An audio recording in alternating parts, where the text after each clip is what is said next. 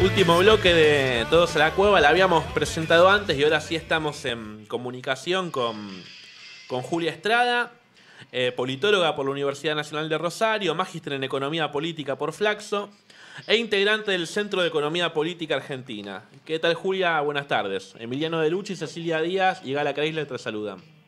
¿Cómo están? Buenas tardes, un saludo a toda la mesa. ¿Qué tal? ¿Cómo estás? Bueno, estuvimos charlando durante el día de hoy un poco de coyuntura económica y queríamos saber tu opinión.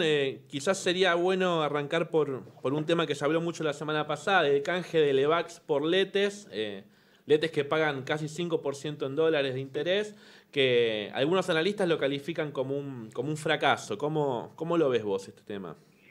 Sí, en el sentido de las expectativas que el gobierno tenía con el canje, no llegaron a colocar lo que ellos esperaban. Se hablaba de más de 10.000 millones, estamos hablando de dólares, en realidad solamente colocaron unos 422 millones, de los cuales cerca de 270 fueron Levax, porque era, digamos, la letra del tesoro en dólares que te ofrecía, se podía suscribir de tres formas: en dólares, en pesos o con Levax. Y solamente los suscriptores de Levax fueron el 70%, es decir, la mayoría, pero no fueron el 100%. Con lo cual es una estrategia más para desarmar este esquema de Levax que ellos mismos han generado, pero bueno, evidentemente no es tan fácil hacerlo porque todos prefieren una tasa alta como la que está ofreciendo el Banco Central. Hola Julia, buenas tardes. Quería hacerte una consulta en particular con esto de que, a ver, esto de calificar de fracaso, de éxito, de alguna manera, ¿vos crees que esto es parte del plan de gobierno original que planteaba el macrismo, o que en efecto le están saliendo mal las cosas, o que el error radica en no haber analizado el contexto? Por ejemplo, hoy desde la mañana hablábamos de cómo había cambiado el contexto internacional a partir de la irrupción de Trump y la caída de los acuerdos de libre comercio en América Latina. No sé vos cómo lo ves, si en efecto esto es un error o es parte del plan. A ver, la política ortodoxa es parte del plan económico, en este caso de Cambiemos, y de todos los gobiernos que han planteado el liberalismo económico, que yo considero equivocada esa política económica, pero esa es la manera con la cual han concebido que tenía que transformarse la economía argentina, entre otras cosas con alta tasa de interés, desde una mirada monetarista, que la alta tasa de interés iba a significar una baja de la inflación por esta absorción de pesos de la plaza monetaria, que además eso, ese planteamiento de la inflación iba a reducir el déficit fiscal, en teoría porque se estaba generando déficit fiscal producto de la inflación. Toda esta mirada monetarista, a mi criterio, a la economía argentina, sobre todo en la coyuntura actual, la alta volatilidad de los capitales a nivel internacional, de un retroceso en lo que tiene que ver con una balanza comercial que en algún momento fue positiva y ya no lo es, de estas subas de la tasa de interés del Tesoro de Estados Unidos, es todavía doblemente más perjudicial para la economía argentina. Y además, bueno, una de las cuestiones que tiene la ortodoxia económica es que plantea un diagnóstico, digo, a mi criterio equivocado. Uno después obviamente puede pensar que además hay un plan para hacer negocios, que efectivamente existe en paralelo, además lo hacen, en el caso de la Levax ha sido muy constatable en este sentido, pero lo cierto es que la ortodoxia económica en general lo que viene planteando es, un esquema de reducción de inflación con alta tasa de interés. Y ese esquema para la economía argentina no funciona.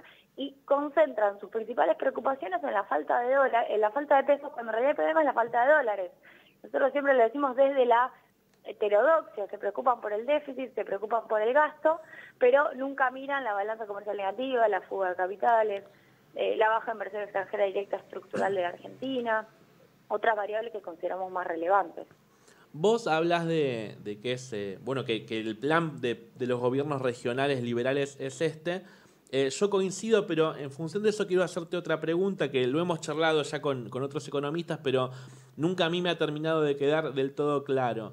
En un proceso de más o menos 15-20 días, el Banco Central empieza a vender dólares y el dólar se va de 19 a casi 28, 27, 28 pesos. En esos días se venden 10.000 millones de dólares y el dólar sube igual. Yo escuché una entrevista de Álvarez Agís con Fantino en el que dice, que hubo impericia. Vos recién hablaste de que hay gente haciendo su negocio.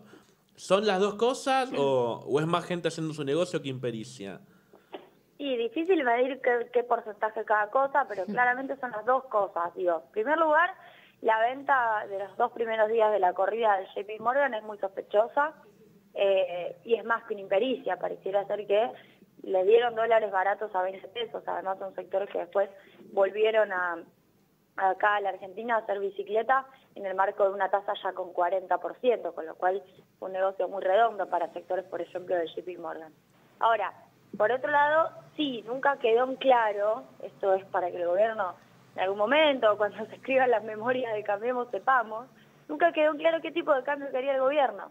Entonces, cuando uno habla de impericia, habla de una hipótesis que indica que el tipo de cambio debió haber quedado planchado o no debió haber subido tanto de 20 a 28 o al menos de 20 a 25 en ese momento, en esa primera corrida, porque supone que el gobierno hubiera querido plancharlo. Lo que pasa es que nunca sabemos de verdad qué quiere el gobierno. Y a mi criterio, el gobierno, igual que con el FMI y más todavía con esa alianza con el FMI que se armó en el marco de la corrida, siempre quiso devaluar.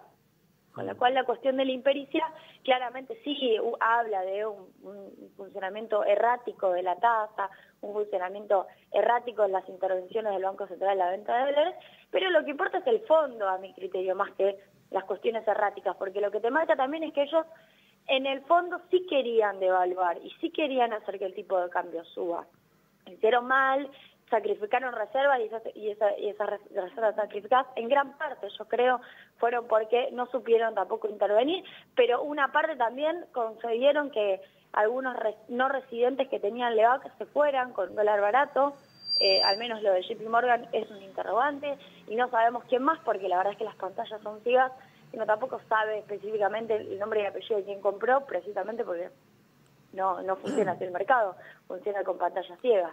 Entonces, creo que hay una combinación de cosas, pero lo más importante es el rumbo, digo, hacer un análisis más, que no se queden los detalles, yo lo tuiteaba el otro día, de quién fue, el nombre y apellido, específicamente qué tipo de intervención hubo tal día o tal otro, sino en el trazo grueso. El trazo grueso es que el gobierno tiene un plan económico que no le está cerrando en materia de falta de dólares, la pifia en el diagnóstico dice que el problema en realidad es la falta de pesos, pero cuando ve que no le cierra el problema de la falta de dólares, acude a estos mecanismos que creen que son mágicos y que la historia económica argentina y la teoría económica heterodoxa han demostrado que no funcionan, como las mega devaluaciones.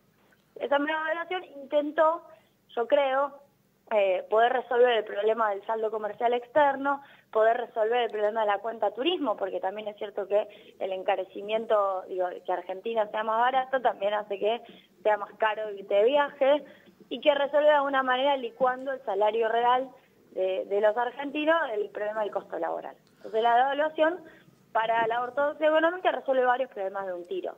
Lo que pasa es que lo resuelve por un ratito nomás, por un mes, un par de meses nada más. Bueno, en lo que vos nombraste recién, nombraste el tema de los viajes al exterior, ¿no? Desde el gobierno de esta semana, desde un sector dijeron que bueno, que estaban considerando grabar los viajes o poner un impuesto a los viajes del sector de Marcos Peña. Después Duhovne dijo que no. Al mismo tiempo, vos comentás que hay que más allá de los nombres hay como una línea clara que el gobierno sigue. ¿Estas divergencias serían como divergencias mínimas dentro de una línea clara o hay problemas de orientación económica puertas adentro en Cambiemos? Por ejemplo, la salida de Sturzenegger, ¿es como un maquillaje por su mala imagen o realmente ahí le están cobrando haber llevado de mala manera esta devaluación? A ver, hay divergencias que no discuten el fondo, el rumbo. Todos están de acuerdo, incluso el saliente Pratgay, el saliente Sturzenegger, el saliente Aranguren y los recién llegados, todos están de acuerdo que el problema de Argentina es un diagnóstico a mi criterio errado, que es que le faltan pesos, que hay que ajustar el déficit, que lamentablemente Argentina tiene que bajar su salario en dólares porque de esa manera van a llegar inversiones, si no somos muy caros. Esta mirada macroeconómica en general es compartida. Sí, claro, Duhovne, ya en diálogo con el Fondo Monetario Internacional, venía con algunos cruces con Sturzenegger, en gran parte porque la alta tasa de interés de Sturzenegger lo que generaba es un incremento económico muy fuerte y era imposible de esa manera generar los niveles de crecimiento que el FMI también está pidiendo, porque el FMI, una de las cuestiones que espera es que la economía crezca. Eso entiendo que fue una de las desavenencias. Y también, bueno, el poder de Duhovne como superministro permitió sacar a Sturzenegger del Banco Central. Ahora, las grandes discordancias no existen. En todo caso, lo que podría llegar a ocurrir, pero la verdad es que esta semana y la semana anterior han descartado también los rumores de parte del gobierno, es que haya algún tipo de avance más regulatorio, lo que tiene que ver con la cuenta turismo, quizás con regulaciones en materia de, reponiendo el impuesto para la compra en tarjeta de crédito, pero la verdad es que se notan muchas resistencias aparte del gobierno a avanzar en ese sentido. Y también en lo que tiene que ver con las retenciones al campo, que no es un problema de dólares sino fiscal. Con lo cual, y eso sí significaría de alguna manera torcer gran parte del rumbo desregulador que han llevado adelante. Por eso hay tanta resistencia para poner medidas que son hasta, te diría, de emergencia, controlar la cuenta turística de emergencia a esta altura del partido. Y sin embargo no lo hacen, con lo cual se ratifica lo que yo te decía, Claro. Tienen un rumbo muy claro. Si lo terminan haciendo, la verdad creo que va a ser por una situación en donde no saben qué otra medida aplicar. Julia, perdóname, recién mencionabas este tema del acuerdo con el FMI. ¿Vos, desde la economía feminista, encontrás alguna incidencia particular en las mujeres de este ajuste? Sí, nosotras, tenemos un espacio de género desde el Centro de Economía Política Argentina, donde somos varias compañeras que intentamos pensar la economía con perspectiva de género, porque tampoco creemos que haya que sí o sí hacer estudios feministas y corrernos de la discusión económica. Yo soy de las partidarias que piensa que hay que discutir economía siendo mujeres desde la perspectiva de género, no ir a discutir solamente el tema aborto, que además lo hago todos los días, pero sino discutir economía con perspectiva de género. Y ahí hay varias cuestiones para decir. En primer lugar, la reforma previsional y la reforma laboral, la primera aprobada, la segunda en marcha, si se quiere, o con intenciones de aprobarse, son muy perjudiciales para las mujeres. El tema de la cuestión jubilatoria claramente afecta a gran parte de las mujeres porque son las que no tienen aportes, porque precisamente son las que se dedicaron toda su vida al trabajo no remunerado en el hogar, por ende no están registradas, y son las que sin moratoria se quedan sin jubilación. Y después, en el marco de uno puede discutir también la licencia por paternidad en el marco de la reforma laboral, que es una ampliación muy, muy menor y es un chiste porque a 15 días nunca llega a equiparar lo que significa requiere un reparto entre maternidad y paternidad equitativo, pero después en general la desaparición del Estado de todo tipo de regulaciones laborales perjudica siempre más a las mujeres porque cualquier indicador que uno tome del mercado de trabajo da cuenta de un mayor nivel de desocupación de las mujeres, de una mayor tasa de informalidad o no registro, de una menor tasa de actividad, esto que se suele decir que en realidad hoy ya las mujeres salen al mercado de trabajo igual que los hombres, no es cierto, están 10 puntos abajo en la tasa de actividad y eso también se explica por la erradicación de trabajo no remunerado, en fin, una gran cantidad de cuestiones que la verdad que con la ausencia del Estado siempre se agravan. Y por último, un párrafo aparte que el memorándum habla de promover la paridad entre hombres y mujeres en uno de los apartados introductorios y después no hay ninguna política específica. O sea, es claramente enunciativo. Clarísimo, clarísimo todo lo que mencionás de cómo esta matriz nos ajusta más fuerte y preguntarte si crees que desde el movimiento feminista se puede dar una respuesta al ajuste, esto de que en las consignas se incluye vivas, libres y desendeudadas nos queremos. ¿Cómo ves esa participación?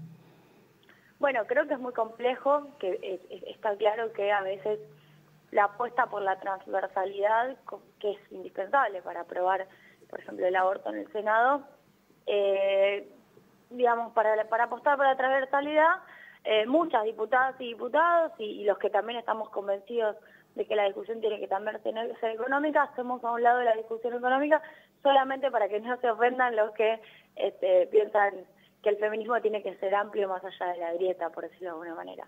Yo soy de las que piensa que en algún momento, cuando pase la discusión del aborto y cuando maduren algunos debates en relación al feminismo, hay que plantear, hay que discutir en torno a qué es un feminismo liberal en algún punto, qué significa ampliar derechos sin ampliar la distribución del ingreso, sin mejorar o sin generar formas de equiparación entre hombres y mujeres en términos materiales, en términos económicos, sin discutir una inclusión en términos económicos. Digo, ¿es posible sostener el feminismo en un esquema económico excluyente que cada vez deja gente más afuera? Bueno, son preguntas, ¿no? Hacia adelante. A mi criterio en algún punto es incompatible.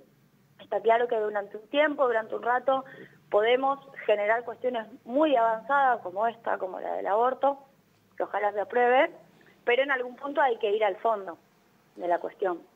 Muy claro, Julia, te agradecemos por estos minutos. Sé que es difícil a esta hora los sábados y te tenemos en cuenta para charlar sobre estas últimas preguntas que dejaste en un futuro, ya con más tiempo. Bueno, nos gustaría que podamos comunicarnos con vos para tratar estos temas en profundidad. Bueno, muchísimas gracias. Gracias a vos. Bueno, estábamos con Julia Estrada, politóloga, magíster en Economía Política e integrante del Centro de Economía de Política Argentina. Muy interesante las preguntas que dejó sobre el final, ¿no? Si es compatible, que lo estuvimos charlando acá varias veces, Sí, totalmente. si es compatible un feminismo con un sistema con distribución regresiva del Desigual, ingreso, claro. ¿no? Totalmente. Sí, sí. Bueno, estamos en condiciones de cerrar el programa, así que estamos pasados. Se nos atrasó la entrevista y nos pasamos unos minutos, pero bueno, consideramos que valió la pena, ¿no? tener la entrevista con Julia. Sí, ¿Cómo sí, la no. pasaron? Muy bien. Muy bien, muy bien. Muy bien, ¿no? Muy bien. Dos Hablamos columnas. muchos temas y que están todos concatenados, ¿no? Fue Dimos cuenta de eso. un programa con fuerte perspectiva de género, ¿no? Por supuesto, como Así corresponde. que, bueno, les mandamos un saludo y nos vemos el sábado que viene.